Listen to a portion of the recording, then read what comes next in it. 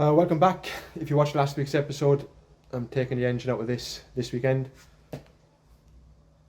Swapping it for the other M57 I have over on the floor. So the time lapse this coming out, and then I need to take a load of parts off it and stick them on the other engine before the other engine can go back in. It's currently Friday evening, about 6 o'clock. So hopefully get this engine out pretty soon, get all the bits swapped over, and then fingers crossed finish it all off tomorrow without any issues. So yeah, that's the plan.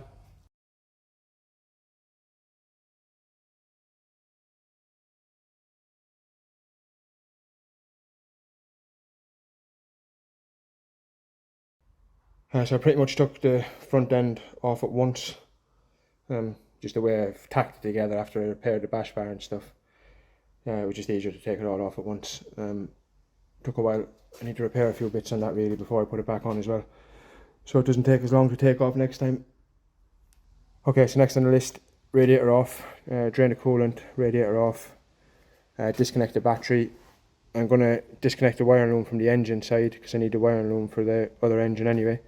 So rather than disconnecting anything from the ECU box, I'll leave all that plugged in and just disconnect it from over here. So I'm going to take the inlet manifold off, run a couple of bolts, get that off, wiring loom off, and then I'll go underneath and disconnect everything else and then get it pulled out.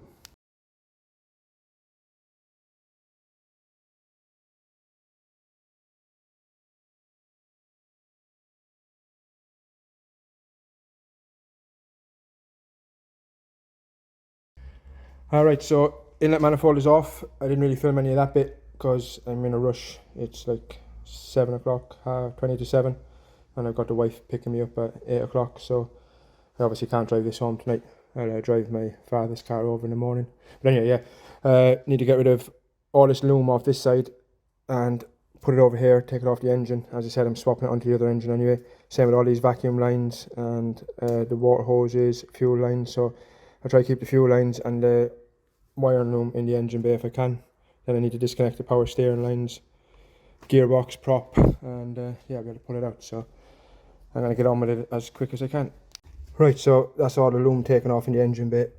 Wouldn't normally need to do this. Normally a loom will come on an engine, but as I said, the last loom I had was broken, so I already had to swap it. So yeah, so I've just pulled everything up out of the side. Same with the fuel lines, just disconnected them where I needed to and pulled them up out of the way. And I said with the inlet manifold off, obviously you got more access to the towing bracket at the back. I don't normally take the inlet manifold off, but once again, because I had to take the loom off, it was easier. The big plastic water pipe, I've taken that off as well, just to get access to the loom. It's easier. I need to take this pump off. I'll probably do that when the engine's out. I'll do it on the floor, swap it over onto the other engine. Fuel rail, injectors, all that stuff as well. But yeah, power steering lines. Need to get them off the rack. Yeah, power steering lines, need to disconnect them from the rack. Disconnect the exhaust, and I should probably be able to pull it out then. Right, so she is out. Took about an hour and 35 minutes. Loom is stripped off, all the fuel lines are stripped off, left them all in the engine bay. Yeah, so left all the loom and everything in the engine bay, just so I didn't have to bother disconnecting it from the ECU and then connecting it from the engine and connecting it all up on this side. So it'll just be a matter of re-looming the engine when I put it back in. Yeah, so alright, that's it for this evening. My wife's just turned up to pick me up, give me a lift home. In the morning, I take everything off this old engine and get onto the new engine, fit it back in the bay, wire it up, fuel lines connected, all of that stuff, and hopefully it just all goes straight forward and it starts, it drives, and we've got no more valve flow. Yeah, so that's the plan. Fingers crossed it goes to plan, and I'll see you in the morning. Alright, I haven't been filming anything this morning. I have a bit of a hectic morning, some problems with customers' cars and stuff. But as you can see, this is the new engine and it's in the engine bay. Yeah, so this is the new engine, it's in the engine bay. It was a bit of a ball ache getting everything in. I needed injector clamps, stuff like that, and they were stuck. The injectors were stuck in the other engine, so it took ages to get them out.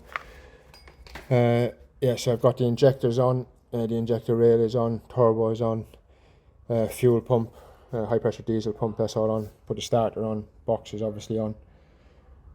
yeah, so this is pretty much all built up, as in everything I needed to put on outside of the engine bay.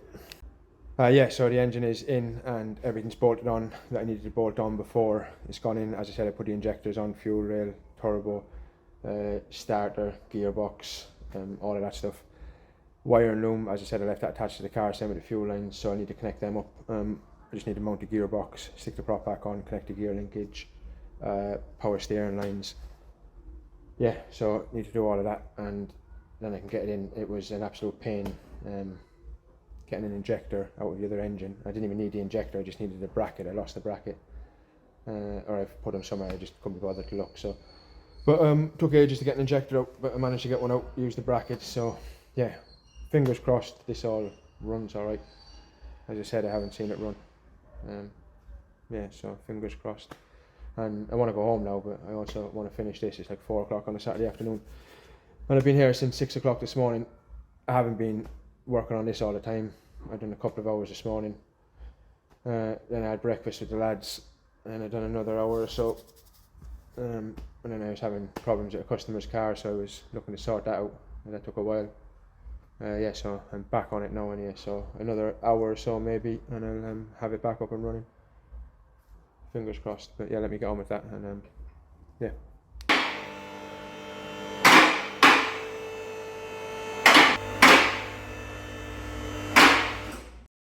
Right, so just need to mount the gearbox, gear linkage on, we'll put a prop on as well, and then mount the gearbox. Slave cylinder in as well, I'll have to put that in before the box goes, yeah, slave cylinder, I'll have to put that in before the box goes back up, otherwise it's really tight. Get the exhaust back on, do that all underneath first.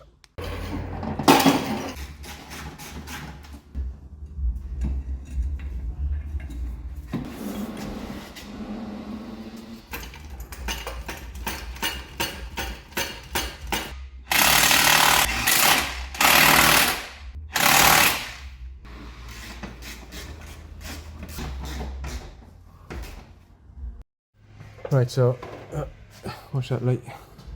Gearbox is mounted, prop shaft is back on, centre bearing, gear linkage, yeah, slave cylinder all back in. I'm going to put the exhaust on now as well, connect up to power steering lines just so I don't have to come back under here again. But yeah, hopefully it runs and I don't have to take them all back off, so I'll put my faith in the engine for now. So yeah, get all this stuff underneath. Yeah, get the exhaust on and get the power steering lines on, and then I'll work my way up to the top then and put the fuel lines and all them other bits and pieces back on in the manifold, all that stuff. Yeah, exhaust next and power steering lines.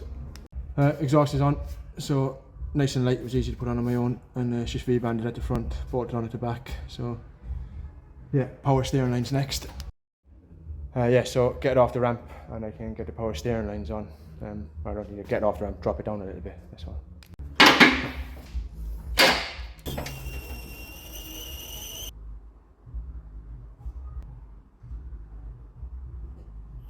Right, I'll stick the power steering lines on while it's here. I have access to the rack and the pump at the same time, so I won't have to be bending over. So I'll get them on now. Right, power steering lines are on. Just a normal 2 banjos, 22 and 19. Just bolts to the rack. This is bent and joined because I pulled it off ages ago. I do have another one. I can't be bothered to fit it now. And it was also pulled through there and I joined it previously as well, so seems alright at the moment. Looks like it has been rubbing again though. Yeah, I need to put a thermostat on it now. I get the thermostat on it while it's sitting here, just because it's easier. I can put the belt back on and get in there and tackle that wire and loom and fuel lines. Right, so thermostat back on, belt back on. Let's drop it down and tackle this wiring in. Right, so I'm going to get all this loom back attached.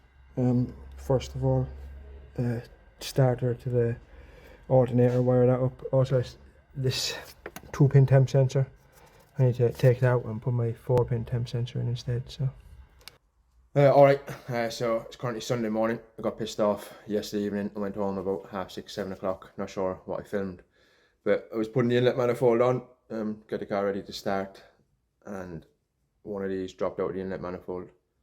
So pull the inlet manifold back up. It's like these are like little seals that go in the manifold. They're metal washer stuck to like a rubber seal. Yeah, so one of them dropped lots of times, but one of them dropped anyway, so I took the manifold off to have a look for it. Couldn't find it. Put my finger into cylinder 6 to see if it dropped in there because it was off the end one.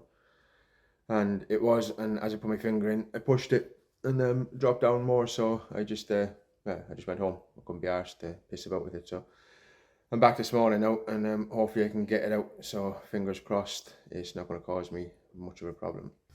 Right, you wouldn't believe how happy I am now. That took 40 minutes of fishing to get out. I tried long nose pliers, I bent the pick, bits of wire, everything I could try, I tried, and I just couldn't get it out. I couldn't even see it, I couldn't feel it. I didn't even know if I had pushed it in further. Oh, black. Yeah, I didn't know if I'd pushed it in even further. Yeah, I was about to start crying and set fire to the engine, and then I just thought, my old man said last night, my father, he said tape a magnet to something flexible. So I thought as a last resort I'd try that. I didn't want to try it because I didn't want to lose the magnet in the engine as well. But yeah, so what I done is an extendable magnet. I just cut it off, left a little bit of hollow bar attached to the magnet, pushed in a bit of wire, squashed it on, and then heat shrinked it on with a few bits of heat shrink, so it's nice and solid. There's no chance of that going anywhere. First time I dropped it in, boom, got it straight away and out. So yeah, always take your father's advice. He knows best because he's a lot older than you. So that's what I say to my kids as well. So yeah, it's out. I can get on with putting the manifold back on, and I can hopefully get a run and I can get it out of the unit. Right, so number 6 and number 5, they always seem to fall out. So I've popped a little bit of sealant on both, just to hold them in place, because I think when you lift the manifold off, because you lift it at a bit of an angle to get it off, I think this one always sticks on, so, and this one, and there's many times where these have just popped off. They've stayed on the studs, but as I said yesterday, that didn't happen and it caused me some issues, so I've put a bit of sealant in them, and yeah, that should hopefully sort it out. Right, I've connected everything up that needs just to get it running, just for now. And yeah, just going to start it just to make sure it runs before I put anything else back on. Can't be arsed to waste any more time. So yeah, let me see if it starts.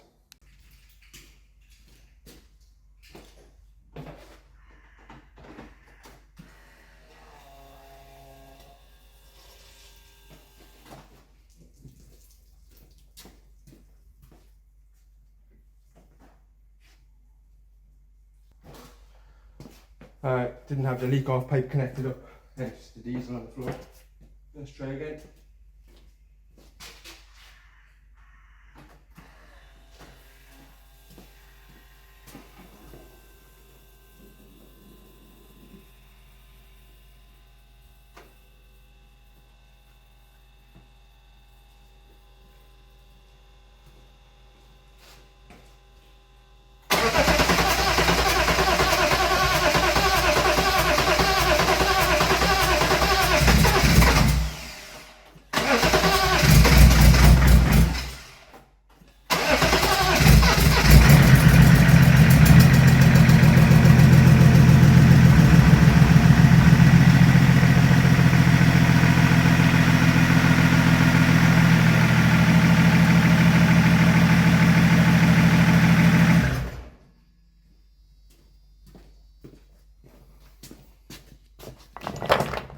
Alright, as you see, it starts, sounds alright.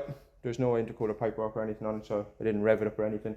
Need to put the radiator and everything back on, intercooler pipes, and yeah, the front end, and then should be done. Fingers crossed, this engine is better than the last one and we don't have valve float.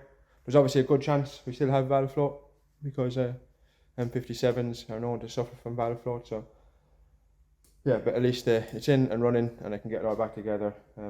Hopefully it drives a bit better than the other one at least. So being less mileage, maybe it'll be a little bit better. So fingers crossed. Right, so she's all back in. The front end is on. Intercooler pipework and everything is connected. Radiator, coolant lines, all of that stuff. I haven't got any power steering fluid, so I'll have to get some of that tomorrow. ATF fluid, I'll get some tomorrow. Yeah, coolant, everything's in it, expansion tank's back on. So gonna start it up now. It'll be the first time I've started it since everything's gone back on, intercooler pipework and all that stuff. So let's see how she sounds and hopefully it's alright.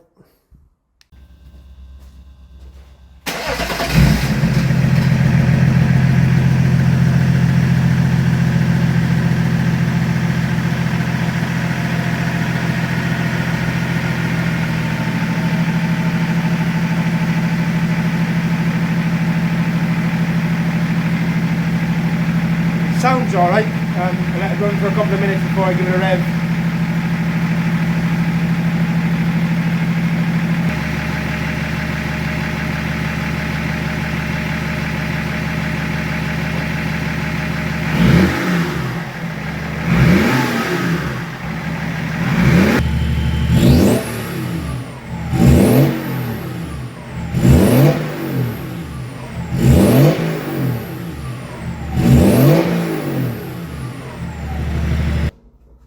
Alright, so that's it for this weekend. Everything's done as far as engine in and running. I just need to put the lights and the bumper back on.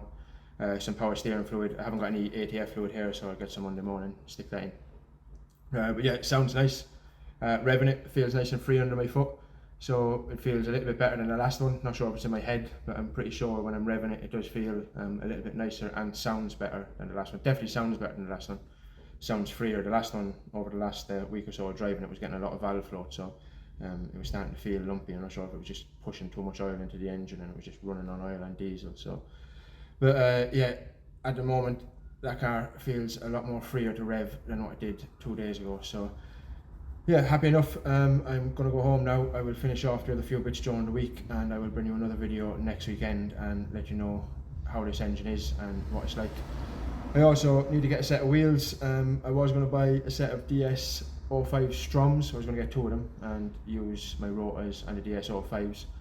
DS05s were on sale for like 164 quid or something. Went to buy them and they were back up to like 220. So I'm not going to bother with that. I was only buying them because they were a lot cheaper than the rotors. The rotors are, I don't know, 200 quid. So I'll probably buy a set 2 of them to match the other ones. So yeah, once again, thanks for watching. I would film a lot more, only it's a pain in the arse filming myself. If I had somebody to film for me, it'd be a lot easier. It would have been nice to be filming when I got that seal out of the engine, because I think I jumped about 6 foot off the ground. So yeah, that was a happy moment. But yeah, once again, thanks for watching. Like, share, subscribe, all of that stuff, and see you on the next video.